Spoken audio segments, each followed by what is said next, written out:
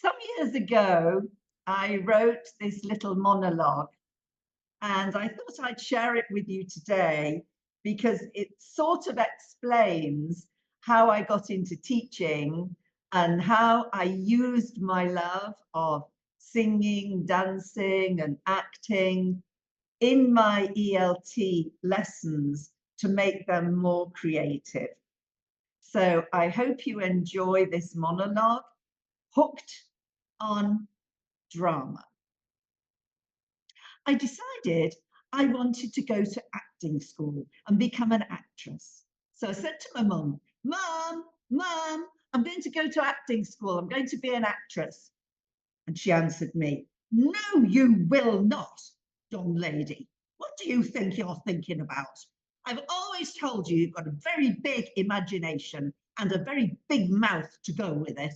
And I've told you that your mouth will get you hanged one day. So just stop thinking of these things, my girl. You won't be going on any stage in this country while I'm alive to stop you. So I thought, and I thought, and I went back to my mum and I said, Mum, I've decided I want to be a dancer. I'm going to go to dancing school and I'm going to become a dancer.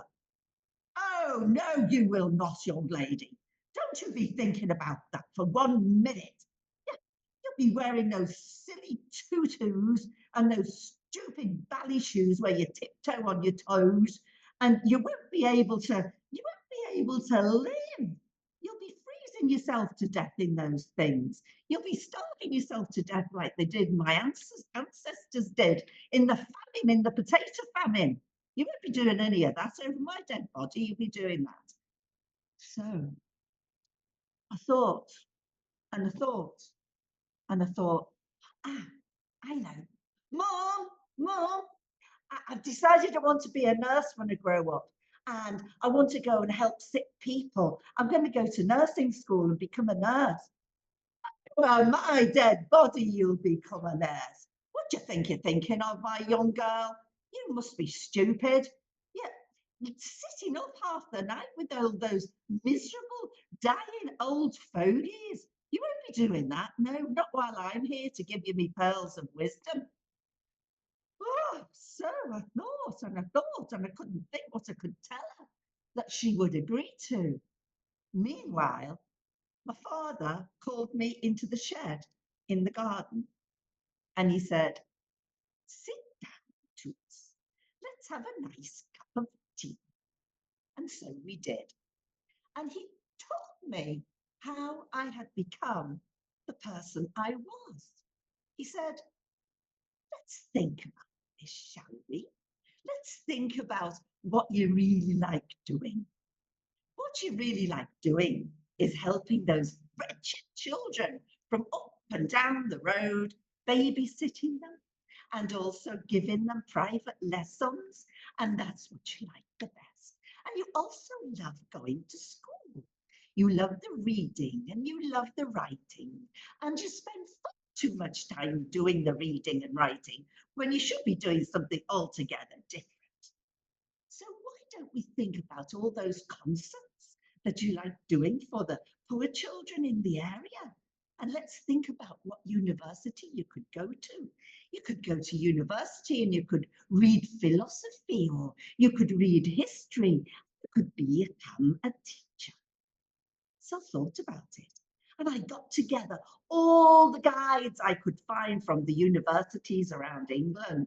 And I found a fantastic course just for me, English language and dramatic arts. So off I went to the University of Warwick in the middle of England with all my knowledge of the world so far, green as grass, not thinking that I was going to be really doing anything.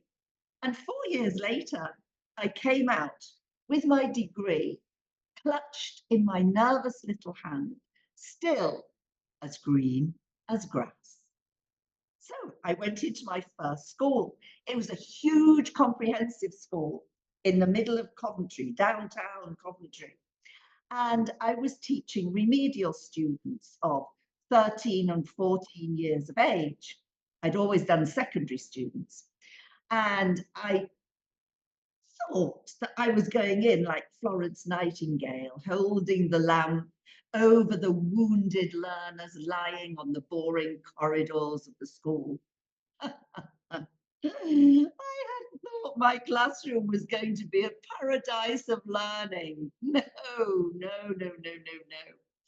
I went to my heads of department. I was teaching 5 subjects. I was teaching maths, geography, English language, English literature, and drama. And I went to my heads of department and I said, I can't do this. I just cannot do it. How can I teach them if I can't even reach them? They won't listen to anything I'm saying. Clive wants to sit on my lap every day and let me stroke his head and make him better because his father beat him yesterday. That's what women do in his house. And Raspal, he lives with women who are with the veil and they can't go out to go shopping on their own. How can I boss him about? He's a grown man of 14 years of age and he's going back to Pakistan next week to marry.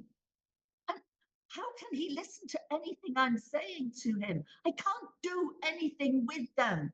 Kevin just hits out everybody and everybody hits back except me, of course, because I'm not allowed to.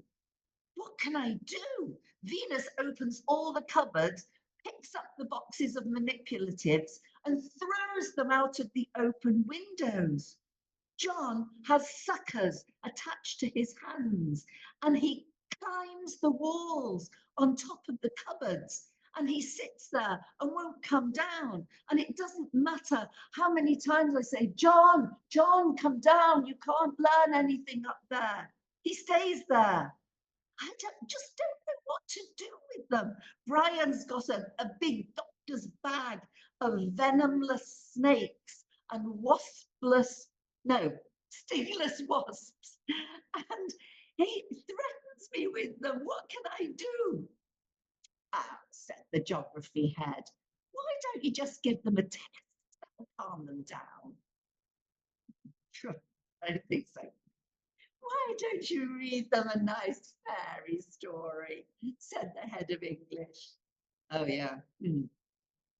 I know. Why don't you take in a big box of wooden shapes like circles and triangles and squares? Let them have some hands-on experience. Hands-on experience, that's just what we need. No, Susan, you're just going to have this to look at and to think about all on your own. Nobody's going to help you. You're alone in this. So a thought and a thought and a thought.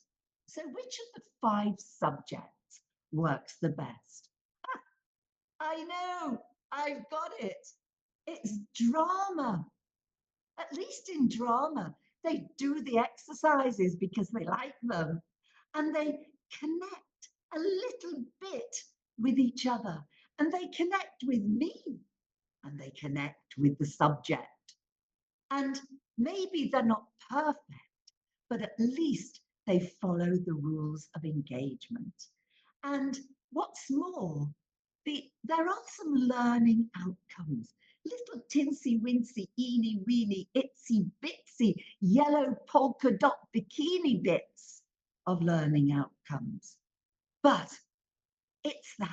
Eureka! I've cracked the code. I'll teach everything through drama. And so I did. And I turned them around. So the other teachers said to me, but how'd you do it? How'd you do that with that group of 18 special needs students who can't speak English? Drama does it. And that's how I became hooked on drama. And still am. That's a great story, and I've been loving the comments in the chat box. We've been having people saying it's very relatable, so real. What a terrible class as well. Amalia loved your talk with your dad.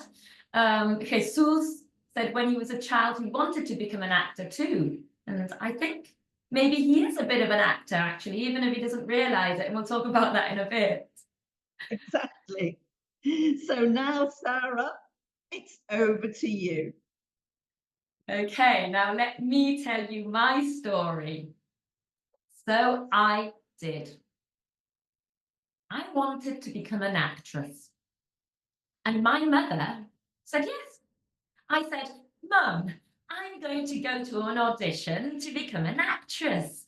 And she said, excellent. That will be a wonderful experience. So I did. Then I wanted to become a musician. And my mother said yes. I said, Mum, I want to go to music school to learn to sing and play the piano. She said, fantastic, you'll do great. So I did. But then life, with its little quirks of fate, put me in the fascinating world of teaching, following both my parents' footsteps. I said, I've decided I want to be a teacher now. No, you don't want to do that, they both said in unison. But I've decided I want to use my singing and my dancing and my acting in kindergarten. So they thought, and they thought, and they thought, oh, okay then, terrific, go for it. They both said it very positively. So I did. But from this one, there was no turning back. It was the point of no return. In my first year as a kindergarten helper, I watched, I observed, I delved into second-hand experiences. In some classrooms, children were well behaved. I was impressed by the teacher's ability to maintain order and quieten them down. They were all very attentive at all times. It was mainly repetition, by the way, drilling, obvious answers to obvious questions, the easy on the teacher classroom. And then there were other classrooms, the noisy classrooms, where the children were hardly little angels, but they enjoyed being there. They had fun, they learned, they were creative, they were curious, they discovered, they were engaged, they smiled. It felt exciting being a helper in that classroom. I smiled and learned too. That was the classroom I wanted. I thought, I want to have a noisy classroom when I become a teacher. I felt very positive. So I did. Unfortunately, people do say, be careful what you wish for, you just might get it. When I moved from helper to teacher, that noisy classroom I'd wished for became a place of chaos, full of naughty little devils, almost murdering each other and almost killing me off in the process. I started to understand why a teacher would want an easy on the teacher classroom. So I thought, and I thought, and I thought, I need to find ways to merge these two types of classrooms. I felt positive, so I did. And I built my classroom with my own rules, my own style, my own objectives for learning. I would be stern but sweet. I would sow the seeds of love for the language. I would allow multiple opportunities to practice in creative and playful ways. The children would read stories at the age of 4 in front of the rest of the class. Once upon a time, and they would repeat the information that they knew. This porridge is too hot. In my classroom, children would not only learn a language, but they would learn about how to be and what to do. They would learn to share, play fair, be nice, put things back where they found them, say sorry, behave accordingly, clean up, draw unicorns, build castles, design their dream house, paint and sing and dance and play, stick together, wonder. That would be my classroom. However, the classroom stage was very different from the teacher stage. I was adept at standing up and saying my lines in front of people or singing in front of people, but this was far removed. There was no script. I've never believed in improvising. I'm a highly organized person. I plan everything step by little step, so I would write my own scripts for parts of my lessons, and I would have to learn that the rest would be left to improvisation. Anyway, I felt very positive, so I did. And that's when I realized that all I really needed to learn, I learned in kindergarten, not only as a child, but as a teacher, and now as a mum. And then I decided that what I wanted to do was to help other teachers develop these skills to build their own classrooms. Once more, I felt positive. So I did. Great, Sarah. Thank you. A lot of great comments in the chat box. Teaching is quite a challenge, but it fills you with great satisfaction. Yes, teaching is so rewarding. Lots and lots of emoticons for joy, hearts, fireworks, and we act every day in real life. And lots more fantastic, great passion. Fully agree. Teaching in the kindergarten is an adventure. I always read it to my students. Read stories, I suppose. Awesome, inspiring. Can we implement all these with adults? Let's say yes, immediately, because we have done. Agree 100%, great. All I ever learned, I learned in kindergarten. I thought it was a lovely ending.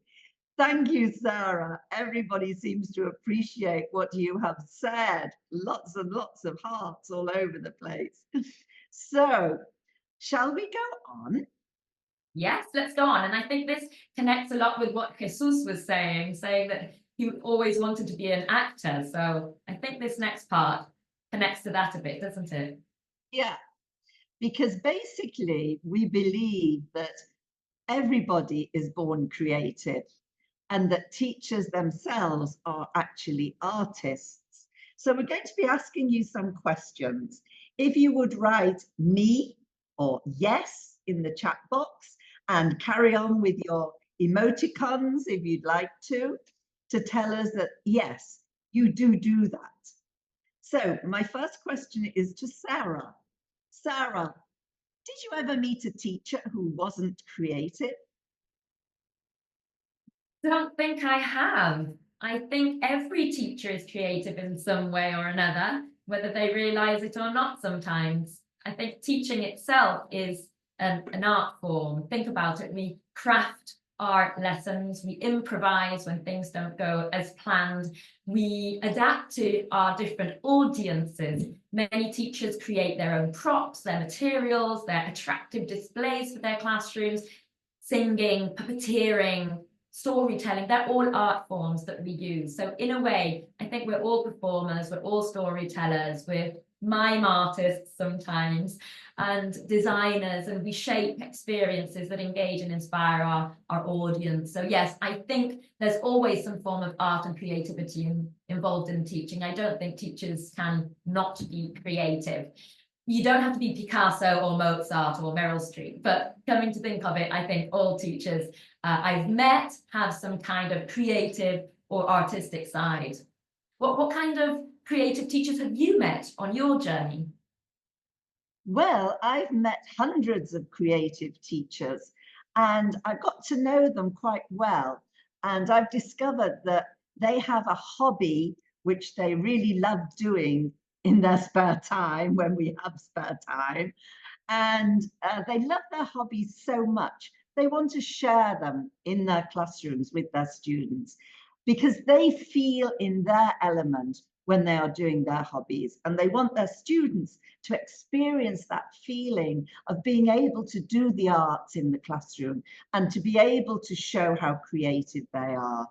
And if you look back onto the session by the crystals, those of you who were in attendance, you will notice that they also were musicians, writers, actors, and they have brought all that into their teaching, and they have shown us a fabulous performance today. So yes, all teachers are artists. Maybe some of them haven't found it yet, or maybe some of them haven't been able to find their creative spirit, but we can help you do that. So we're going to be asking you your questions now, but we're still getting great comments. So Sarah, you start. Okay, so who here has ever sung in their classroom? So use an emoji, write me in the chat box, let us know. Who here has ever sung in their classroom? Me, a million times, all the time. Yes. Me. Okay, and from me, who here has incorporated movement or drama in their classroom? Me. Oh, who's created something artistic like a display or crafts or props for teaching their learners? Me. Got people saying every day. Wonderful. Who's ever used an unusual object as a teaching aid? Oh, yes, I have. Who's ever made their learners laugh using a silly voice? Yeah. People have. And finally, from me, who's drawn a concept on the board or on the whiteboard or on paper to make that concept clearer for their students? Oh, we have a lot of artists around today. You see how creative you already are. You're not only teachers, you're artists too. You're teacher artists. Wonderful. So So, it's not just us. It's not just us. Lots of teachers out there doing the same. We're going to do a sketch now. And we want to show how creative we can be with words. And the words we were looking for our sketch were words and expressions connected to creativity. So can you use those reactions that are down at the bottom that you've been using? They're lovely ones, those hearts and those clapping hands and those rockets down there at the bottom.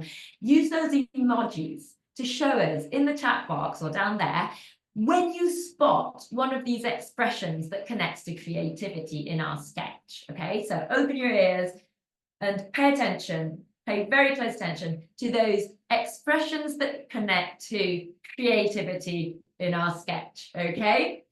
And use those little emojis or those reactions. Are you ready? Are you got your hands ready? are you ready? Yes. Okay, good. Sarah, shall we get together and fly the flag for creativity in teaching and talk to every teacher in the world so that they can learn to do it? I think that's a bit over the top. Yes, but I do feel every teacher should have the opportunity to build castles in the air and to some extent dance to their own tune. They shouldn't be afraid to dance as though nobody's watching. Yes, but how can we help teachers to think outside the box? Let's do some blue sky thinking and let's do some brainstorming and let's get lots of ideas in the pipeline. But make sure we don't break the mold too much. We don't need to reinvent the wheel. Just take baby steps before giant strides.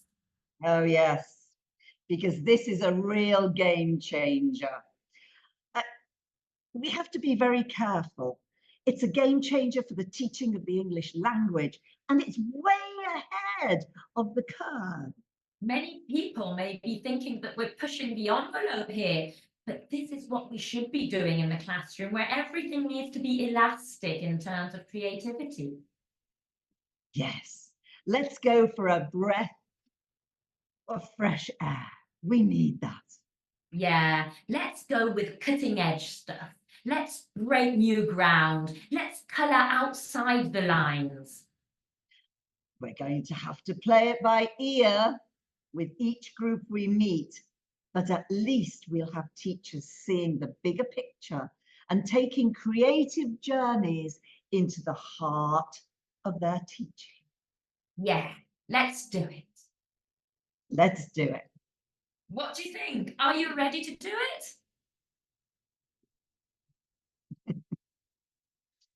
So Yes. sure, lovely. Sure. So tell us in the chat box, How will you approach the sessions in this festival? With curiosity, with openness, with excitement, with creativity, or anything else? How will you approach these sessions for these 2 weeks? Curiosity, excitement, motivation, epic excitement. Paul. Like a sponge. Ears wide open. Interest, motivation, positivity, enthusiasm. Amazing. Well, we hope you will, and we hope you will enjoy every single minute of this amazing Global Teachers Festival produced by Macmillan. So thank you everybody for being here.